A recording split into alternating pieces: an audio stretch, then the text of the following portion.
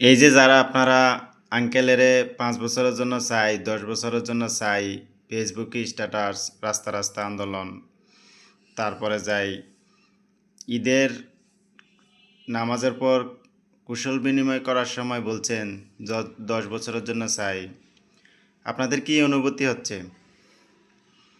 আজ রাতের পর থেকে তো আঙ্কেল আর নাই। তো আপনারা যে কেউ শাহবাগে যায় আন্দোলন করেন না যে আঙ্কেল ১০ বছর থেকে যান, ৫ বছর থেকে যান। আপনি হচ্ছেন বিশ্বের সেরা শাসক, সেরা নায়ক। আপনার মতো শাসক, আপনার মতো জনদরদি নেতা আর বিশ্বের মধ্যে একটাও নাই। তো আপনারা কি বুঝলেন আসলে? ২০০৭ সালে তত্ত্বাবধায়ক সরকার ছিল, আর এখন এসে ২০২৪ থেকে শুরু করে এই পর্যন্ত তত্ত্বাবধায়ক সরকার বা অন্তর্বর্তীকালীন সরকার যেটাই আপনারা বলেন ছিল। তো আপনাদের কাছে কোনটা বেস্ট মনে হয়েছে?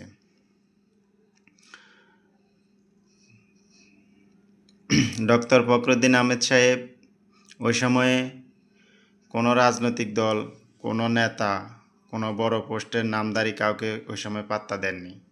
ওই সময় তিনি শেখ হাসিনারও জেলখানা ঢুকেছে, আবার খালেদা জিয়ারও জেলখানা ঢুকে ছাড়ছে। উনি ছিলেন অন্তর্বর্তীকালীন সরকার প্রধান। আর এই সময় এসে আপনাদের বিশ্বনেতা রাজনৈতিক দলগুলোর পা চাটা শুরু করছে। উনি ক্ষমতা দখলের পর লন্ডন যায় তারেক রহমানের সাথে দেখা করে। তারপরে দেশে আসার পর যেই রাজনৈতিক দলে তার কাছে তদ্দিক জমিনাতে যাইত তিনি দিয়ে দিত। অমুক বিশ্ববিদ্যালয়ের বিসি চাই, নিয়ে যান। অমুক মন্ত্রণালয় চাই, নিয়ে যান। অমুক পোস্ট চাই, নিয়ে যান।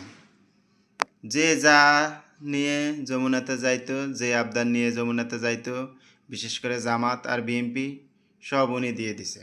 সব বাঘ বটরা করে রাতারাতি রাতারাতি প্রসিকিউটর চেঞ্জ, হাইকোর্ট, বিচার বিভাগ, বিশ্ববিদ্যালয়, মন্ত্রণালয়গুলা যার যেটা লাগবে নিয়ে যান, লুটপুট করে খান, খাইতে থাকেন। তারপর কি এলো? দেশটা কই গেল? গত ২ বছর কি হয়েছে দেশের? কি উন্নয়ন করছে? কি বাজেট পেশ করছে? কোটি টাকা বাজেট হয়েছে? তারপরে বিদেশি বিনিয়োগের কি খবর? হাই রে আল্লাহ!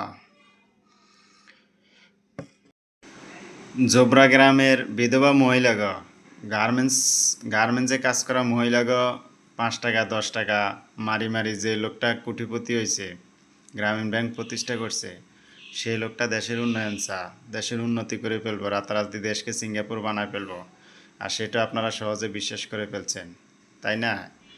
এত বোকা এ লোকটা। চট্টগ্রাম যায়, রোহিঙ্গাগ সমাবেশে যায়, বলতেছে লেবাস দিয়ে বলতেছে যে এই ঈদটা আপনারা এই দেশে করেন, আগামী ঈদটা আপনারা আপনাদের দেশে গিয়ে সুন্দরভাবে করবেন। তখনই বুঝলাম এই লোকটা কত বড় বাটপার সিটার। তারপরে চট্টগ্রাম যায়, চট্টগ্রামের ভাষায় কী সুন্দর করে বোঝা, যেখানে জাতিসংঘ, মানবাধিকার কমিশন, এরপরে শেখ হাসিনা কত কূটনৈতিক আলোচনা, চীন, ভারত সহকারে রোহিঙ্গাদেরকে পাঠাতে পারে না, সেখানে উনি আগামী বছরের মধ্যে রোহিঙ্গাদেরকে পাঠাই দিব।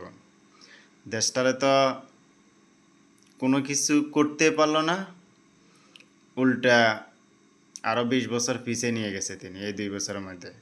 যাক, আগামীকাল আর তারপরের দিন দেখা যাবে, যদি একটা সুষ্ঠু নির্বাচন দেয়, তারপরে যায় যদি একটা ভালো একটা সরকার ক্ষমতায় আসে, দেশের উন্নয়ন করে, তখন যা এটাই হবে ওনার সফলতা। ওনার তো এই ২ বছরের মধ্যে কোনো সফলতাই নাই, কোনো কিছুই নাই। ওনার একটাই সফলতা, সেটা হচ্ছে একটা সুষ্ঠু নির্বাচন যদি উপহার দিতে পারে। ধন্যবাদ সবাইকে।